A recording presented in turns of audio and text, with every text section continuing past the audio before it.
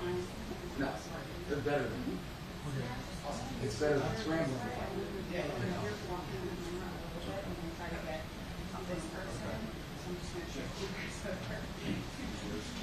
Thank you, I appreciate that. Yeah. Better view.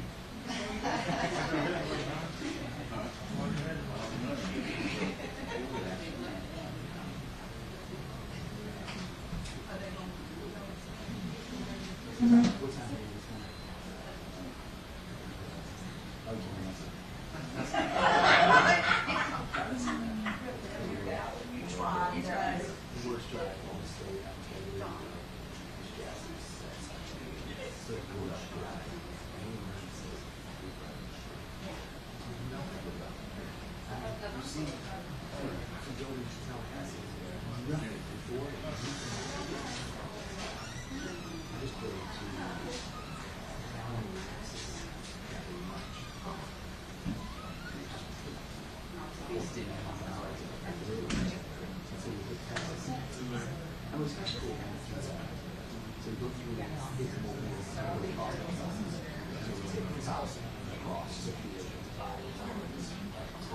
So I just wanted to let everyone know, he's running a little bit behind, so that's why we haven't really gotten started yet.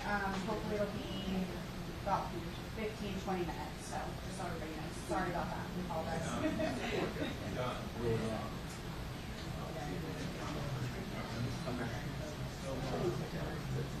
Were you? That was a great little town.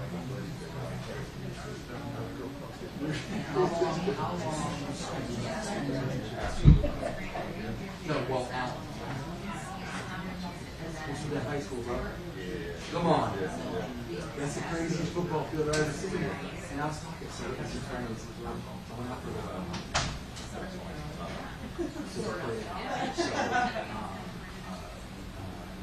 During the day, of course, all the ones that just came out. It's all I wanted. If you got some of the greatest cuisine so we have 40 years went by high school, and a friend of mine was throwing us that's how that's not even a good one. You know? He's like, you want to go down and see McKinney? That's crazy. You son of a bitch. $60 million high school. Yes, Kyler Murray.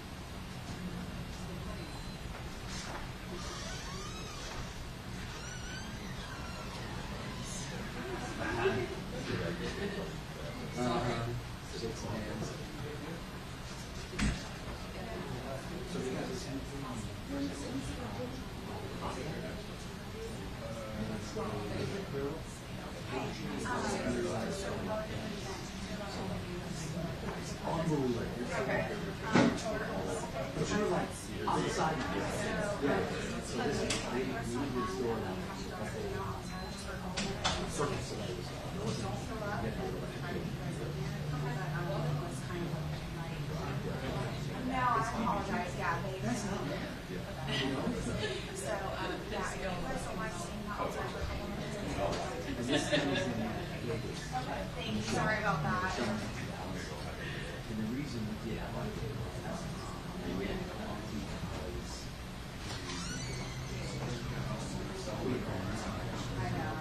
they signed a deal with PGA Tour.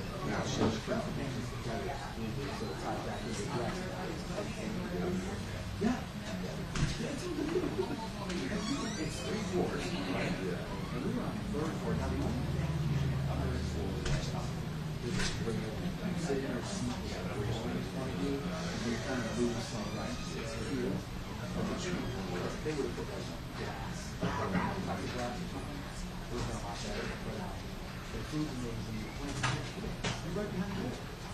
It's unbelievable. Yeah, that's the shit. Yeah.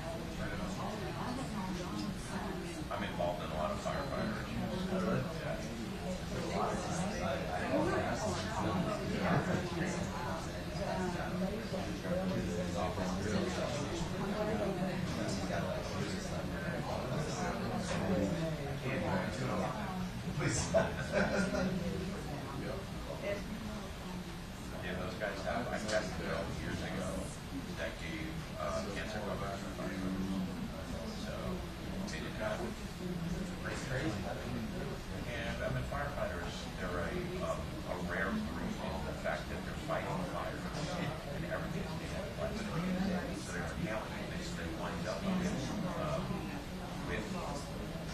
cancers that might show up in firefighters at a much higher rate. And the county's already covering it in their plans. It's like, okay, that's great.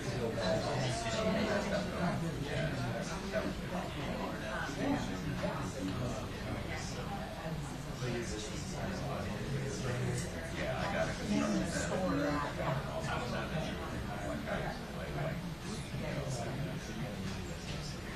not mostly, about half of the time. Yeah, I'm usually doing this stuff from like 7:30 in the morning up until 5, and I do it while I work out and shit like that. Then I'm in the office and like work. So this stuff is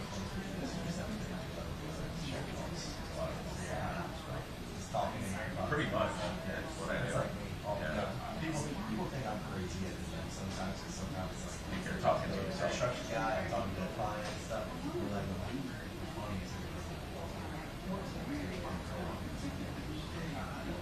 it was like a Tom Church. Right in front of me. But that makes her even more interested because you've already been interested in her. Oh, but the problem is like, I lost probably. We just went. Yeah. That's when it happens. Ways. See, you kind of hear her. Like, I'm sorry. I know we did a mic check. Everybody's good, right? You guys are all good? Okay. If everybody else could silence your cell phones, please, that would be great. And then if the governor does take questions at the end, that is just for the folks. Just like to let everybody know. Thank you.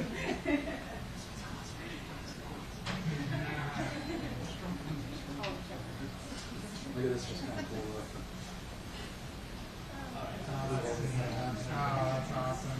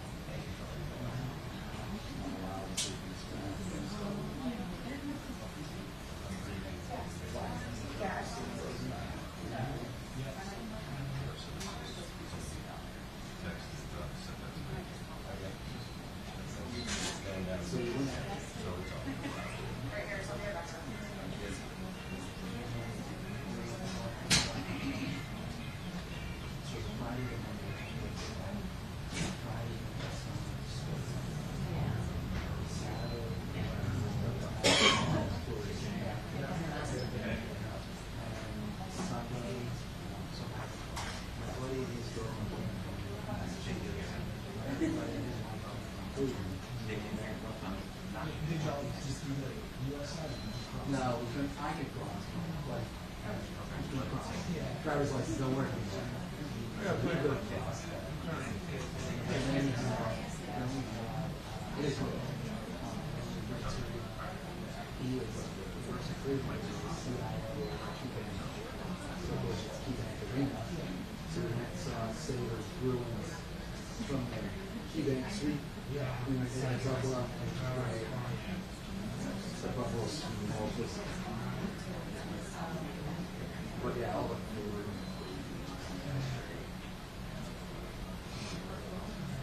Not from actually Western Mass, about an hour west. Oh yeah? What's she doing? Okay. Gotcha. How about what's up with that?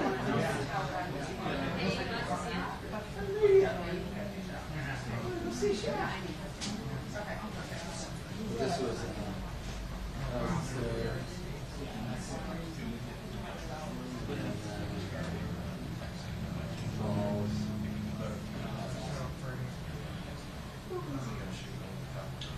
obviously that's the campus of it.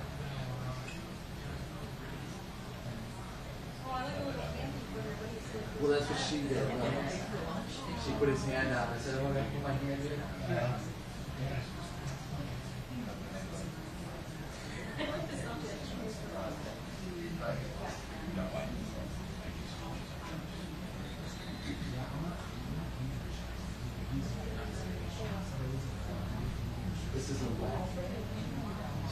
special, it's a regular cover. That's what I'm doing. And it's like sliced roast beef, 30 sliced roast beef. And that's stumble. Then we watched the, that was 75.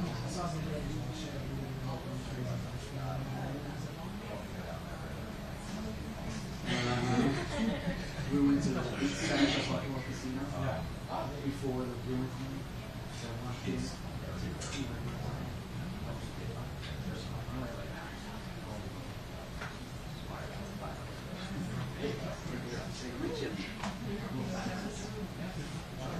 Good.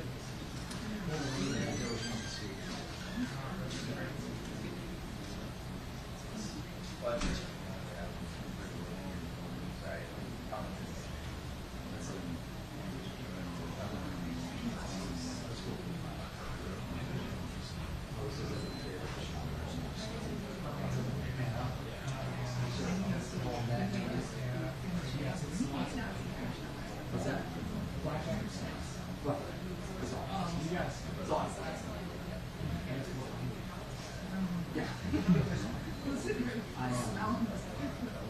I just go to watch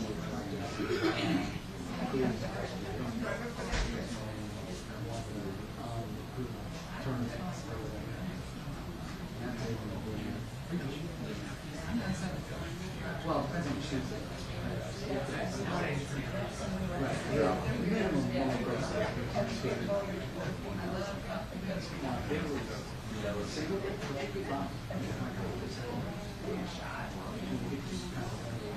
There's 40 big cards. So, yeah. What's that? Then cruise.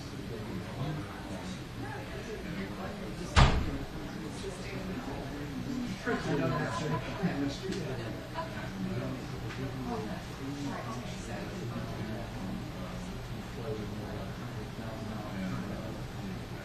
Push that by the cruise. You know? So, yeah.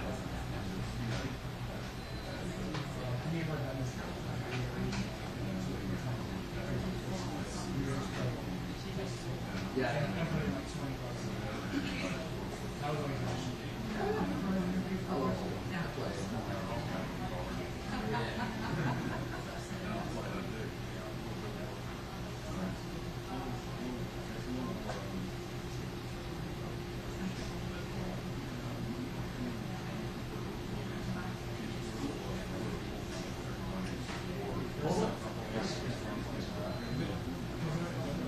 I'm on the phone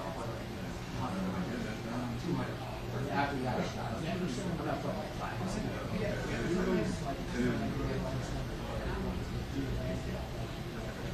Yeah. Yeah. And then eventually, we did play when we were kids.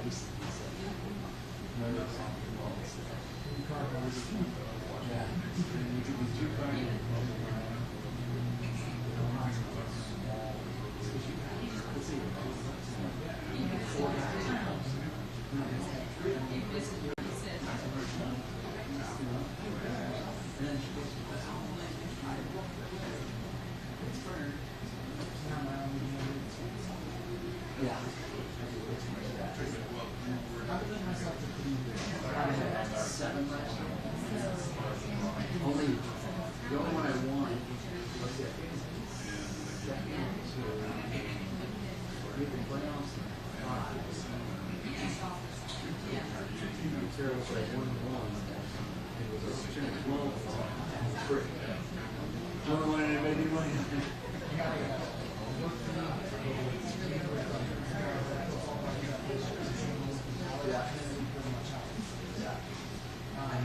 We have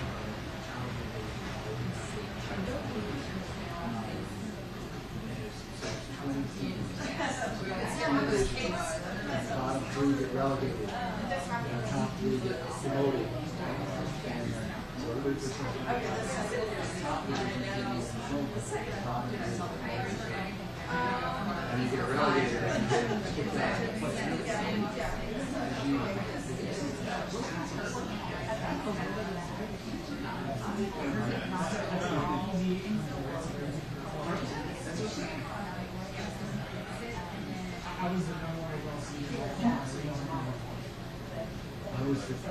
Ours is very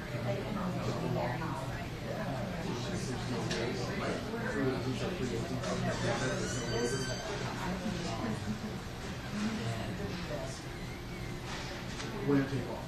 So there's no consolation, second place, third place.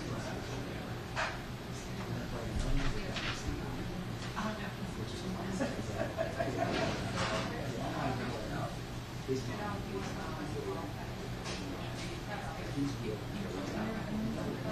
it's like Kevin Costner drafted.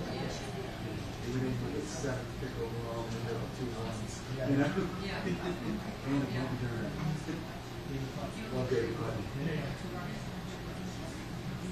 Yeah, just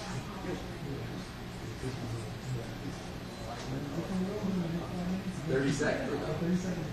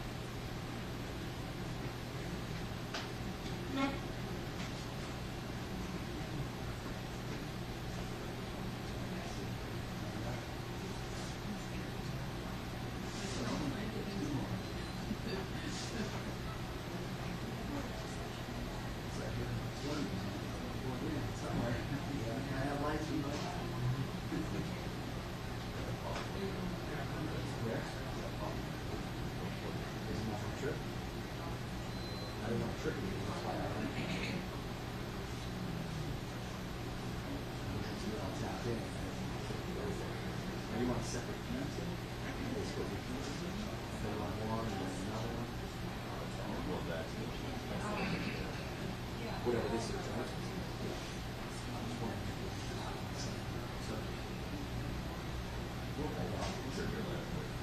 See how long he goes. I'll get 2 hours.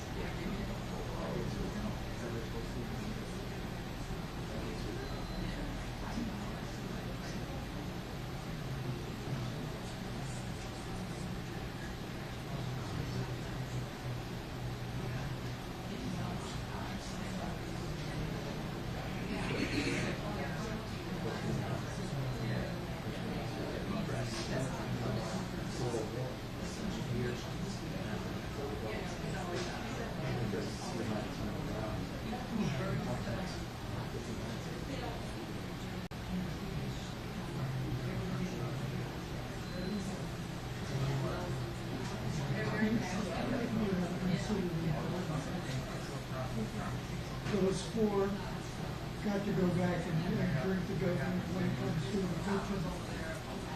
So,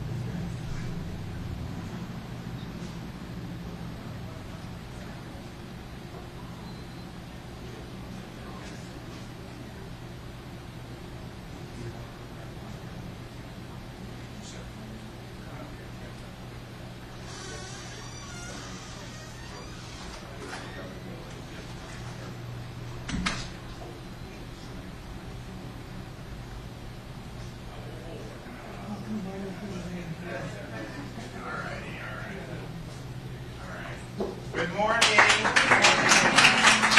right. Well, it's great to be back in Jacksonville. It's great to be back on the west side of town, and we want to thank everybody for being here. We got a discussion that needs to happen in this state about providing property tax relief for Floridians. We've got, if you think about how we're governed, we're ranked #1 economy in the country 2 years in a row by both CNBC and U.S. News and World Report. We're ranked #1 in higher education. We've been ranked either #1 or #2 in education for the last several years. #1 in education freedom, #1 in parent involvement in education. Crime rate is at a 50-year low. If you look at yet we're doing a lot of big things to help. I'll talk in a minute. But if you look at Florida's budget, we have millions of more people than New York does, and yet our budget is less than half the size of New York State. If you look at all the debt that the state of Florida accumulated over 180 years of its existence, just since I've been governor, we've retired 41% of that, and we have the lowest per capita debt in the entire United States amongst all 50 states. As a Floridian, your share of our state debt is about $400. As an American, your share of the national debt is $105,000 per citizen, and unfortunately, that is going up. So we're doing right. And if you look at the size of state government, we have the lowest number of state employees per capita in the entire United States of America, and yet within that framework, I mean, do you think that New York has better roads, schools, or services than we do? Of course not. If you look at what we've done just since I've been governor, we've done record-breaking support for transportation and infrastructure and roads and ports and all the things that are really important, particularly for a growing state. In fact, we've put billions and billions of dollars additional to front load a lot of projects that weren't even scheduled to be completed or even started till next decade. Some of these things are going to be completed 15 years ahead of schedule. If you look at what we've done for conservation, we established a Florida wildlife corridor. We've done Everglades restoration. We've done things for springs that no one thought was possible 5 or 6 years ago. And then if you look at education, we have universal school choice. We've done billions of dollars in increases for teacher salaries. We have the highest per pupil spending that we've ever had. Now that in and of itself, because you go look around the country, some of the places that have the worst results have massive high per pupil. It's a question of, is that going to bureaucracy and red tape, or is it actually making a difference with personnel and in the classroom? And we've really worked hard for the latter. So even as we're paying off debt, cutting billions of dollars in taxes, which we've done over the last 6 years, running big surpluses. We've quadrupled the state's rainy day fund just since I've been governor. We're close to quadrupling it. That's not happening in many of these other states. So we're doing a lot of big things that I think people want to see the state do, while at the same time really maintaining something that is working very well. And I'm proud of that. And I'm proud that we don't have an income tax. And as long as I have anything to say about it, that will never happen in Florida. I'm also proud we've been able to cut a lot of taxes. But the #1 thing in terms of tax is that people talk about is what's happened with property taxes. If you go back 5 or 6 years ago, Florida was fine. But when COVID hit, we were open. Some of these states were closed. People flooded down here, and you had massive spike in real estate values, and which, on the one hand, like you have your home, that's your #1 asset for many people, and if you bought it for $250,000 10 years ago, then all of a sudden over a 5-year period it triples in value. That for you is an asset if you eventually sell it that you would realize, but with the increase in values as people are buying homes in particular, you have higher tax basis to pay property taxes. And sometimes, you have a homestead is great, but the homestead is limited in terms of how much benefits you get. And so your property goes up 3 times. You're paying more, no question about it. Then if you have to buy a new home because maybe your family's growing, maybe your job took you to a different city, you're locked in at a much higher tax basis right there, and that's really tough. And so it's like, you have people, the median home price is $400-some thousand, but the median income is like $75,000, $85,000 for a family. And so how does it work where you're having to pay 10 grand a year just in property taxes? And the thing about it is, this is supposed to be your private property, but yet you could own your home for 50 years and you still got to pay the government just to live on your property. I mean, at some point, when do you own your property free and clear, or are you just always going to be paying rent to the government? So I think there's a philosophical debate that we need to have about property tax, but there's also just the practical debate, and this is not limited to Florida. If you look around the country, probably most of the people in this room, when you bought your first home, and if you did a residential mortgage, you'd look, and most of the money you would pay monthly would go to the principal and interest on the mortgage. Then you'd have some for insurance and some for taxes, but the principal and interest was always the biggest. Now, it's pretty standard across the country that the insurance plus principal and interest is more than what the taxes plus principal and interest are more than what you pay on the balance of your home. You're paying tax, you're paying insurance, and then principal and interest is less than those two combined. And so this is difficult for people. So the tax, we can't control the value of homes in the government. You wouldn't want us to try to do that. It wouldn't work. Insurance, we've done a lot of reforms. The market is stabilized. More companies are coming in. But that's very, very tricky when you've got 6 major hurricanes in 7 years. Our market is the most challenging in the country. Government can't just set a rate. If I could just say you pay $1 a month, I would do that, right? But we know that everything would collapse. It's just not, it's a private market. But the tax is purely about government, right? Government can tax or not tax.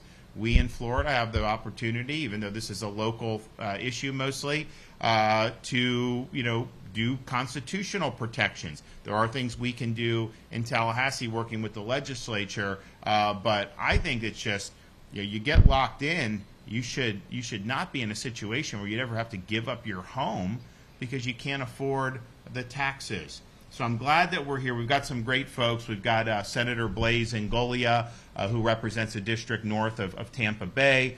Jordan Hooten is a realtor here in Jacksonville. Janelle Flynn is a local resident who's going to talk about this. But I just think that when you're looking at what can you do to, one, further the free state of Florida, two, what makes the most difference for Florida residents?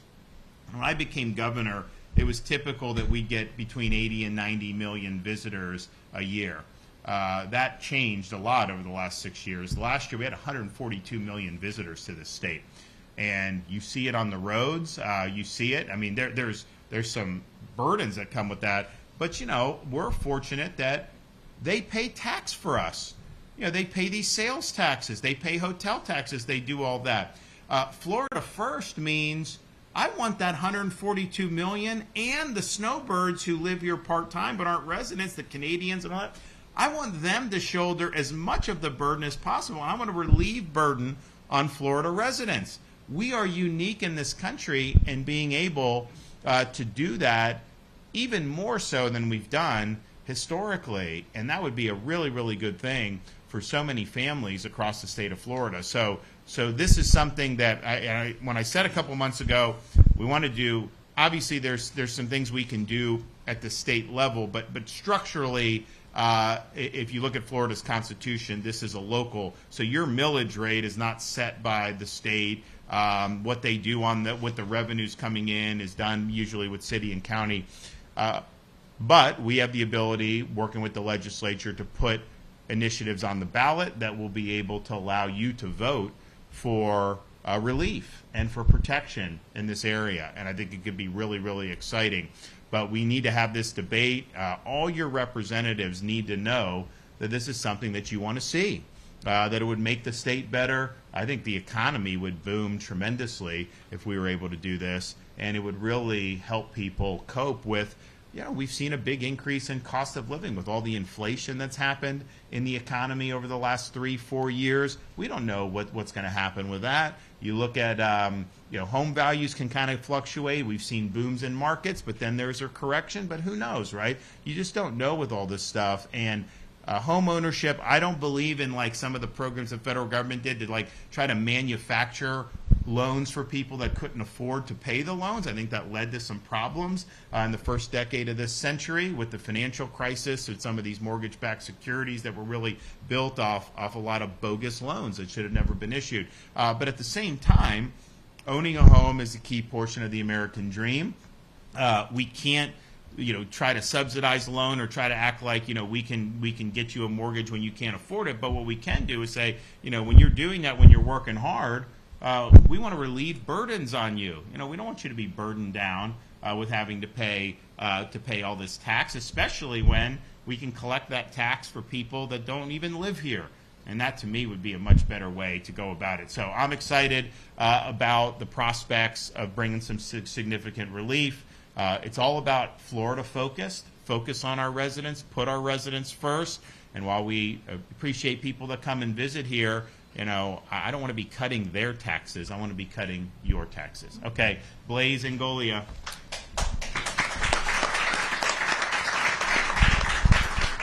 I'm sure the clapping was for him, not for me, but I appreciate that. Governor, I want to thank you for leading on this issue.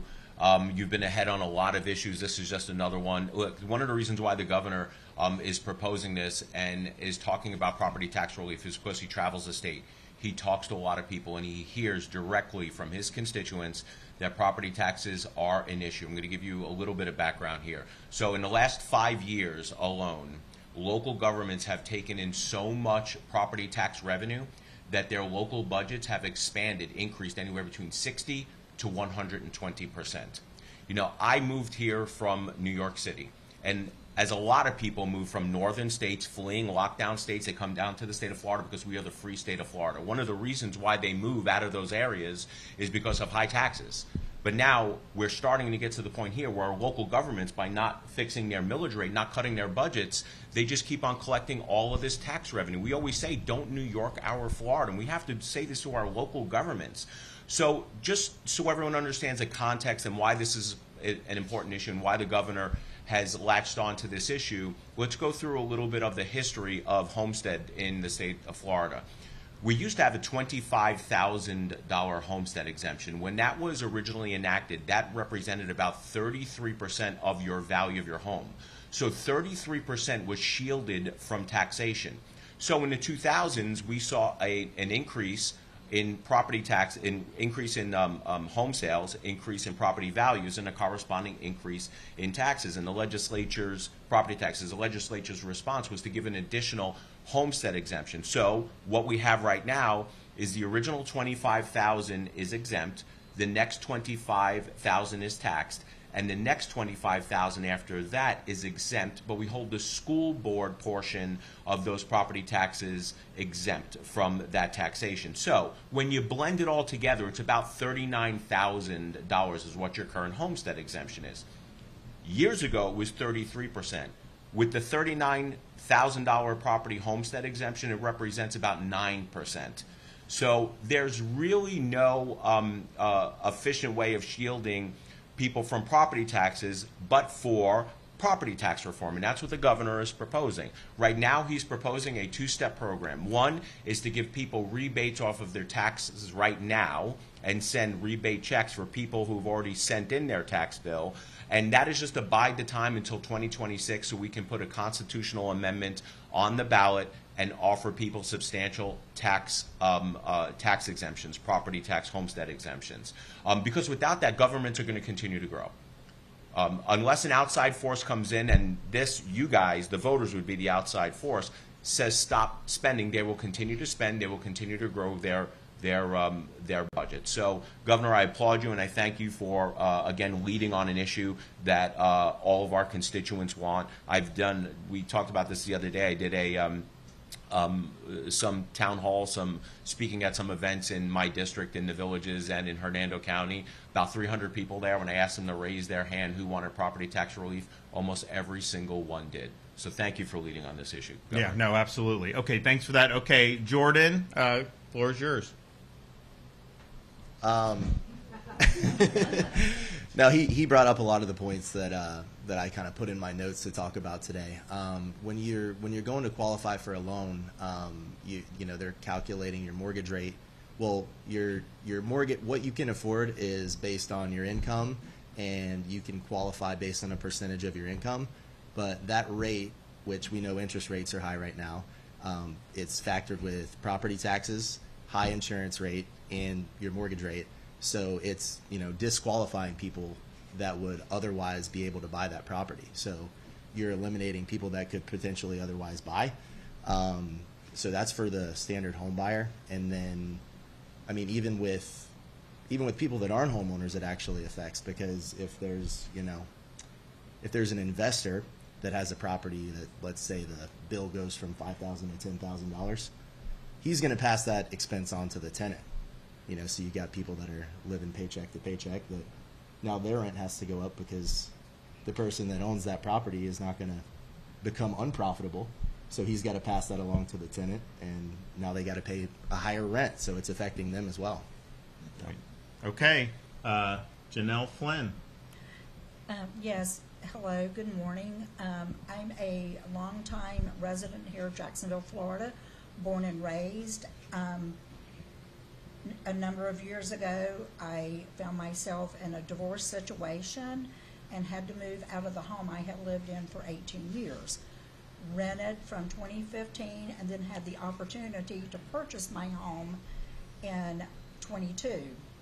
At the age of 62.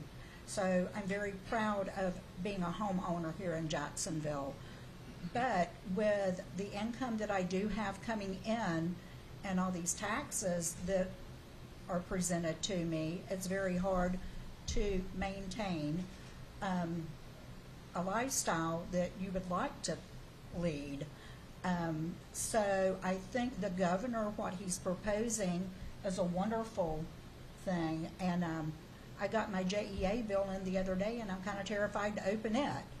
So if anything you can do to help, especially the senior citizens here in this state with property taxes, would definitely most be helpful to us. And thank you for your leadership here in Florida, and thank you for caring about the citizens of the state of Florida. Absolutely. What's the real estate market look like here in Northeast Florida right now? It's been a little slower at the beginning of the year. You're starting to see it pick up a little bit for sure. And is that pretty much just following the interest rate, or what do you think? I think part of it's just seasonal, Yeah. right? The beginning of the year is always a little slower, and as you kick into spring and summer, it starts to pick up a little bit. Okay. And you live in what part of town? I live on the north side out by the zoo on Trout River. Oh, okay. And Blaze, just in terms of overall, I know you're involved in home building. What are you seeing with the economy in Florida? Obviously, we hear these things the media talks about nationally, and then I'm always asking people, well, are you doing poorly? And they're like, no, we're doing good. But it's like, it's anecdote. Yeah, well, and thanks to your leadership and good long-term conservative leadership in the state of Florida, we're always situated better, right? No state income tax. The state is fiscally responsible. It is easy to open up a business here. So the state is in a much better situation, but specifically to real estate and property taxes, we are seeing a little bit of slowing. And some of those are macro issues, and to your point, some of those macroeconomic issues, and some of those are issues where local governments are refusing to cut property taxes. So from a builder's standpoint, I do see people who try to qualify for homes, and then they see what the amount will be with their property taxes, and they're like, I'm sorry, we can't afford this, and they're usually either downsizing or they just don't become homeowners. Yeah. Well, and the thing about it is we obviously did much better in COVID than other states did. We have our economy's grown more than every state in the country since I became governor, except Idaho. barely beat us, but they have like 2 million people, so it's a lot easier to grow at a higher percentage when you're that small. We're in a different situation, and so we're really well situated to withstand whatever happens. But if you do have issues that happen, I mean, clearly we got hit with the inflation like every other state. I mean, when the federal government is borrowing and printing trillions of dollars, you are going to have inflation. I mean, it's just that simple. When you shut down supply chains like they did during COVID, that is going to cause disruptions. And so there's no way to avoid that, but we handled that better. And now you hear all these different things. The media's talking about recession, all this other stuff. And like, look, I don't know, but I do know we will weather it better than other states because we've made a lot of good decisions over the years. I mean, just think about rainy day fund.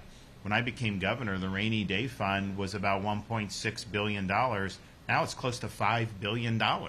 And so, during the Great Recession, the legislature, and Blaze wasn't there yet, but and I wasn't around, but they even raised taxes because of the shortfall. They had like a $1 or $2 billion, $3 billion shortfall, something like that. Now, I'm not saying that'll happen in Florida, but when you have a rainy day fund, you simply that's when you use the rainy day fund, right?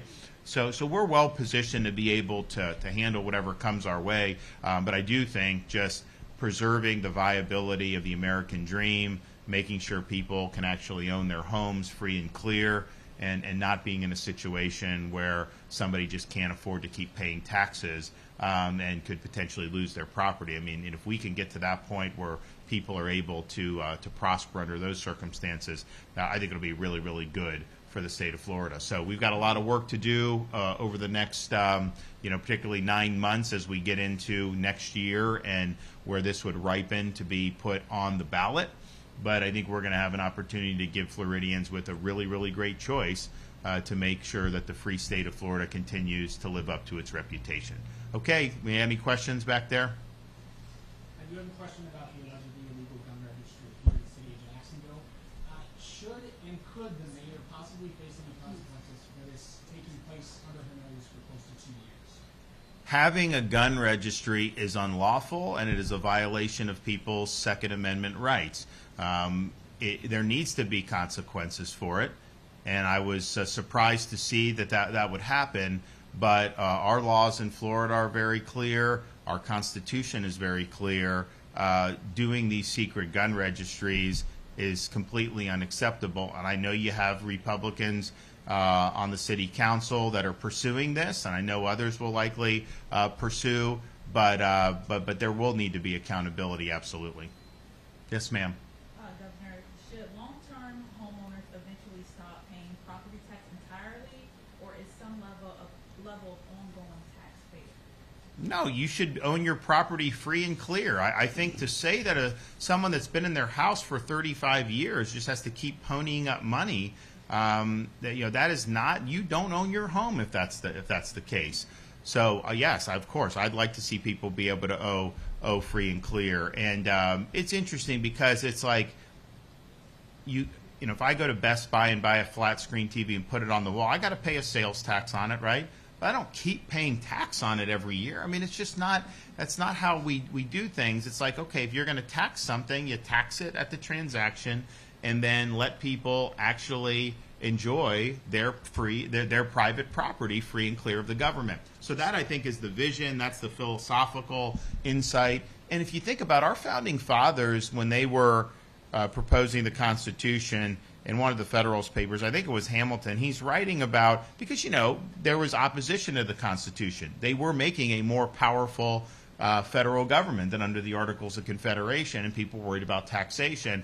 And they didn't have, obviously, a 16th Amendment, which eventually came on income tax, but basically you were not effectively allowed to do any direct taxation. It had to be indirect, meaning you couldn't just, you could theoretically just apply like a tax on land federally, but it'd have to be a portion among the states, so practically it could never work. So basically, Hamilton's saying, look, the indirect taxes are the most effective, efficient way to raise revenue for the government, because they basically allow the individual to choose how much tax they want to pay based on how much they're consuming. And there's a security, there's a protection against excessive tax in that regard, because if the government raises consumption tax too much, it kills the golden goose, because then it causes people to stop purchasing as much. But he said taxing property is one of the worst forms of taxation, because people don't have a choice in the matter, and you're just basically drilling these folks over and over again on tax. And so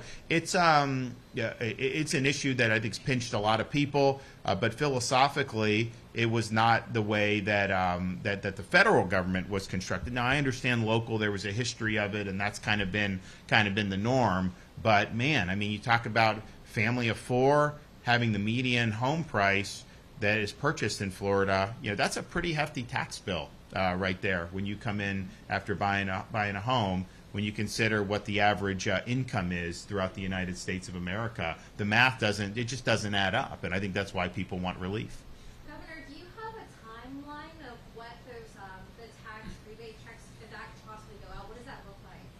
Well, our proposal was they would go out when the notices went out in November. So you'd get the notice, and then you'd get the rebate as well. And I actually had some of these Republicans in the leadership of the Florida House say that giving people a rebate on property taxes they are currently paying is the akin to like Gavin Newsom welfare program. What has happened to some of these people in the Republican Party that they would equate rebating taxes you have paid to somebody just getting a handout for doing nothing? But that's kind of the level that you've seen, unfortunately, take place in the Florida House of Representatives. And I don't know, I don't know if it's something in the water up there, but we've been the most successful state in the country for the last 6 years. Obviously, the #1 rankings in so many things, #1 in people moving here. Other Republican states, elected officials have come to Florida to learn about the different things that we're doing across a whole variety of different issues. And yet you have the leadership there, they're trying to undo what we've done. They got elected running on our Florida First agenda, and then they're utilizing their power to sabotage that agenda. They did not get, first of all, they wouldn't have had a supermajority at all if it wasn't for me in 22. Let's just be clear about that. They would not have even come close to getting that. And so what have they done? Beginning of the year, I called a special session. I said President Trump's taking office. His #1 promise was immigration enforcement and deportations. You can't do that with just federal resources, given what Biden did. The state and local need to be on the team. So I called a special session. We had the strongest immigration enforcement package in the country. The leadership in the House rejected it. They said it was premature. They attacked me for proposing it. They got a lot of blowback from the constituents on that one. And so then they said, okay, well, we'll do one, but we're not going to do what the governor wants. So they did this piece of legislation, and they thought that voters would be dumb enough that if they just called it the Trump Act, that you wouldn't realize that it was actually going to make Florida a de facto sanctuary state. It eliminated all the current immigration enforcement we're already doing, and that we even did under Biden. They eliminated that. They eliminated the governor from having any ability to enforce immigration law at all or work with the. Why would they do that? They did it because this is what they do, right? And so they got backlash on that. So we finally got it across the finish line. And now, if you look, of all the agencies, law enforcement agencies in the country, there's hundreds of them that have agreements with ICE for immigration enforcement. More than half of them are in Florida. In the entire country, more than half of that. That would not have happened had the leadership in the House got their way and killed immigration enforcement, and certainly if they were able to get away, with making Florida a de facto sanctuary state. What else have they done? We've worked hard to do tort reform and litigation reform, because you could look at any metric Floridians pay more for things as a result of our lawsuit culture. And we had one of the worst lawsuit cultures. And it's like, look, if someone harms you, you have every right to go in. But what happens is these guys will sue everybody and just see what sticks. But even if you're 100% innocent, if someone sues you, it's expensive to be able to defend. And so you're able to manipulate the system and then extort settlements. And it causes costs to go up, insurance rates, prices, all that stuff. So we did major reforms. And since you've done major reforms, last year, after many years of increase, property insurance was stable. So far this year, the rates are stable.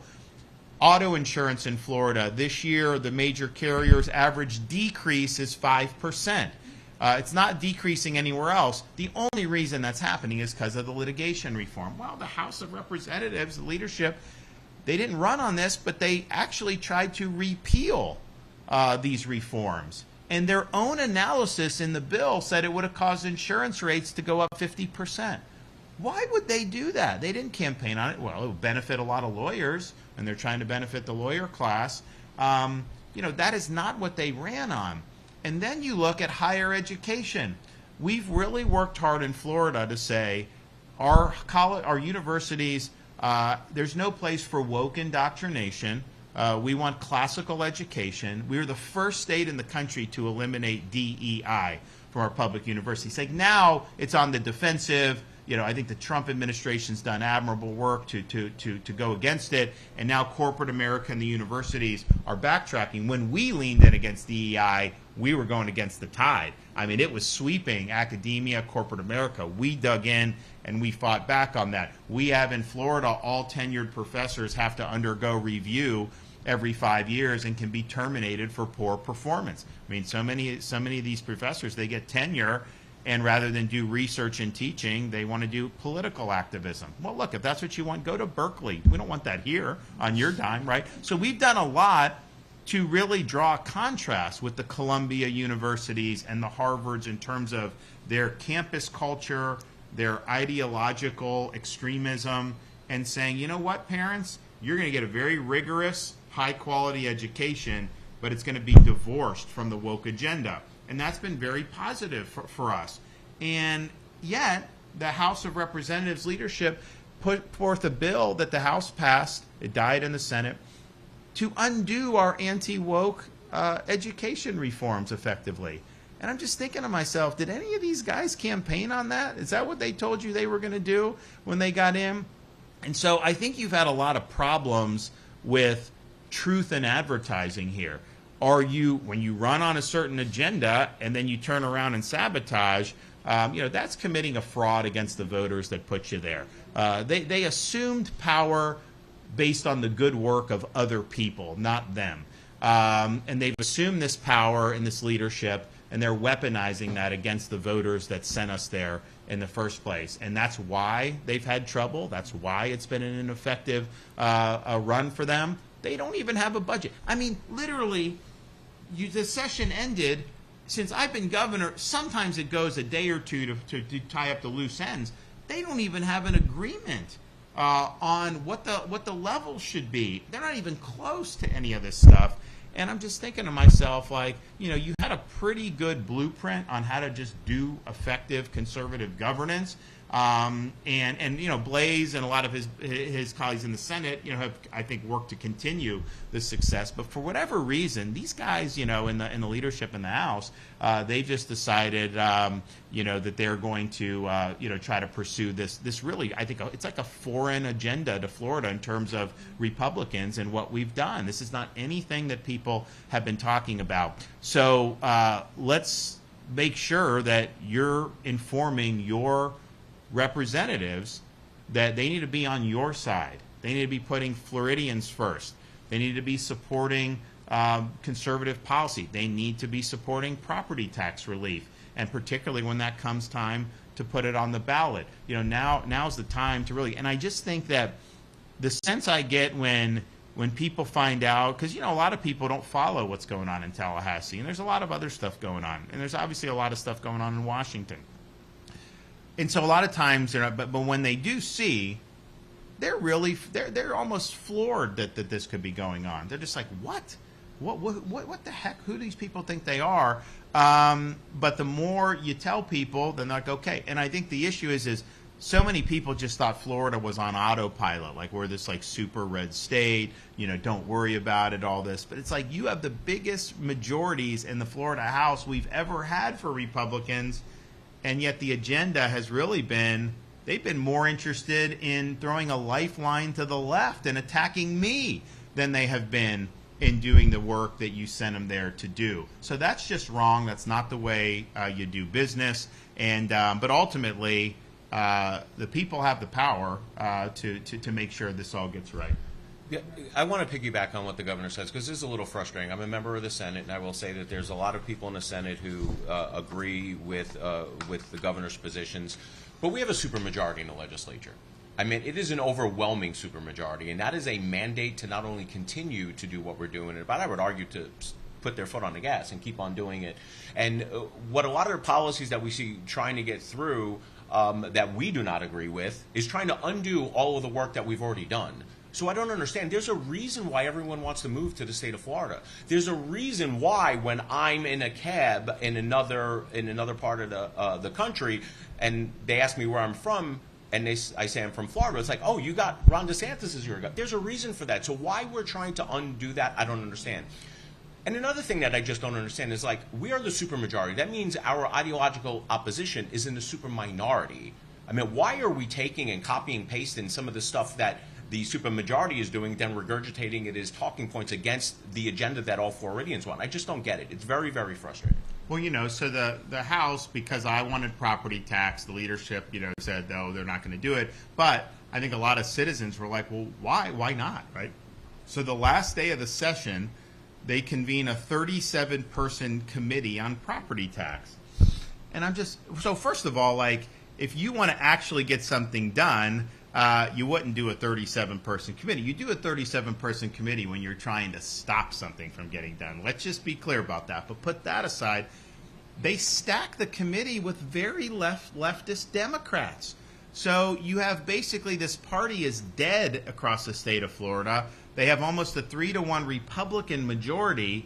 Why are you putting people on the committee who don't believe in property tax relief? You don't need to do that. And so that's a deliberate choice. So we're seeing this time and time again, and the issue is that's not what the people wanted. That's not what the people voted for. And ultimately, we're going to make sure that we continue to do the work that the people of Florida have sent us here to do. You guys can be a part of that by being obviously be polite and everything, but just being very frank with your representatives about what you want to see. Do you want to see Florida build off its success, or do you want to hand a junta in the Florida House to sabotage that success? I think I know where most people are going to come down on that. Thanks, everybody. God bless. Appreciate it.